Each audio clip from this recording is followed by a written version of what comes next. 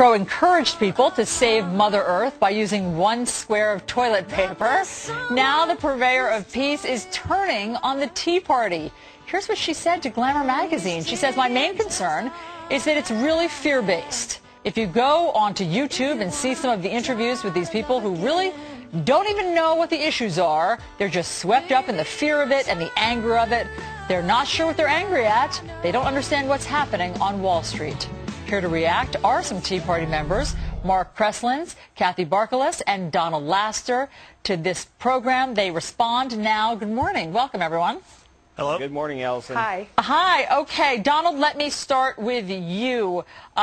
Do you just respond to Sheryl Crow? Do Tea Party members, you've been to all of the rallies, you're one of them, do they know the issues? We know the issues very well. One of the reasons is we actually know what the Constitution itself says. And we recognize the fact that our government has strayed so far from it that we're in danger of losing our country. We do not need to become Europe.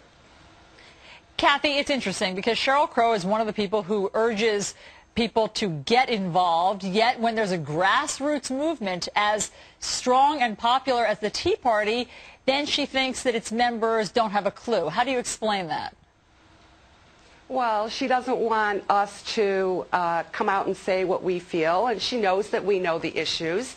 But, you know, the right does that to the left. We think they're stupid. They think we're stupid. So it's just kind of a normal human reaction to people that you don't agree with.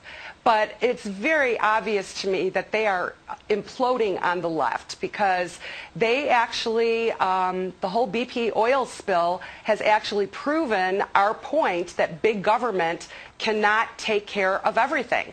They don't do a good job. They haven't done a good job so far of the cleanup, and they haven't taken any leadership, and that's our whole point. Big government can't do everything. Mark, here's what's interesting. There's a recent Rasmussen poll that finds that 52% of U.S. voters believe that the average member of the Tea Party has a better understanding of the issues facing the country than the average member of Congress.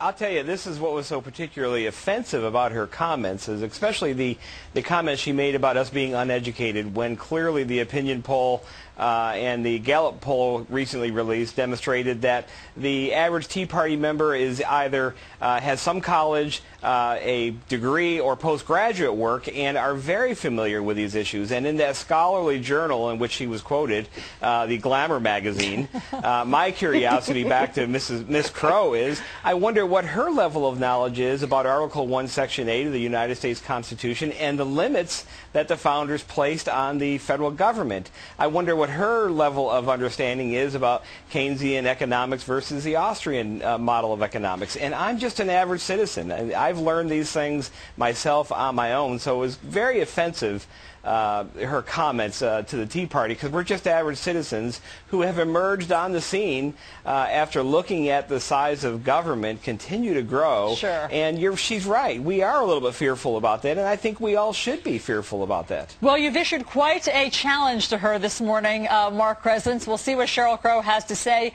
about all of that. Kathy Barkalis, Donald Laster, thanks so much for coming in to give us your response today. Thank you, Allison. Happy 4th of July. To you too. All right.